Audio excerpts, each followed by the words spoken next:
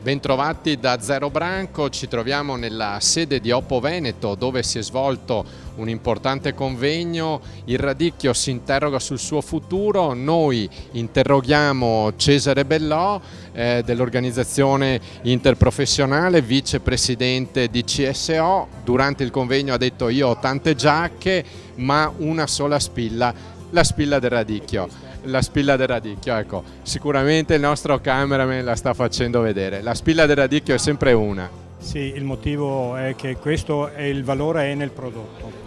E questo per fortuna, la gamma radicchi nel suo complesso, però il radicchio di Treviso in particolare sono prodotti di straordinaria qualità che anche attraverso tutte le relazioni che abbiamo visto godono di grande appeal presso i consumatori nazionali e internazionali.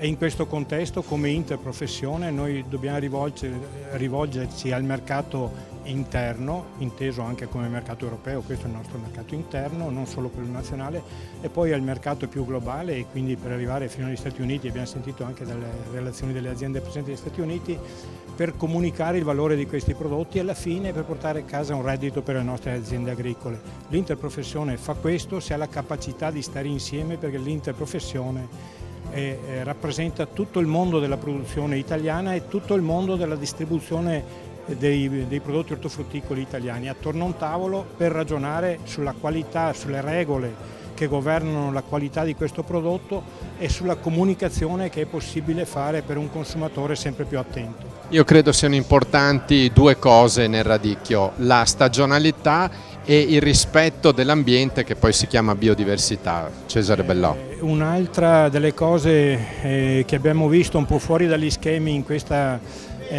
tavola rotonda di altissimo livello è che abbiamo da un lato fatto vedere attraverso la relazione del CSO lo scenario che riguarda il prodotto ortofrutticolo in un contesto italiano e globale dal punto di vista del mercato, e dall'altro lato abbiamo fatto vedere lo scenario che riguarda l'ambiente che produce il radicchio, quindi il monitoraggio, quello che la Regione Veneto in questi anni ha messo insieme come programma di monitoraggio ambientale attraverso la World Biodiversity Association, e abbiamo visto che le due cose sono di qualità, sia il prodotto che l'ambiente. Questa è la straordinaria fortuna che abbiamo oggi in mano. Giuseppe Jasella, consulente di Coop Italia, conferma l'appeal dei radicchi presso i consumatori.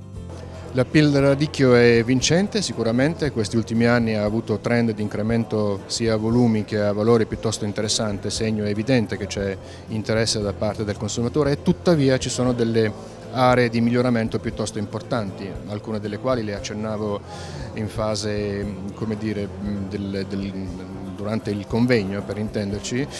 Secondo me l'elemento della comunicazione è importante, bisogna scoprire i mercati interni che sono da Roma in giù, per capirci, per semplificare, dove l'incidenza sul totale del radicchio è ancora molto bassa, il 60% è venduto al nord, c'è un problema di conoscenza, e quindi far conoscere il prodotto per noi è fondamentale, perché il consumatore ne cominci ad apprezzare concretamente anche le virtù di questo ortaggio veramente straordinario. Anche Renzo Piraccini, presidente di Macfrut, la vetrina di Rimini, che nel 2018 vedrà il Veneto come regione partner, parla in termini positivi del radicchio, simbolo della più importante esposizione dell'ortofrutta del Mediterraneo e non solo, per il prossimo anno. Macfrut, come tutte le fiere, è una vetrina verso il mondo. Macfrut è cresciuta moltissimo negli ultimi 3 anni, ha più che raddoppiato il proprio giro d'affari, gli espositori, i visitatori. Oggi è veramente una piattaforma internazionale.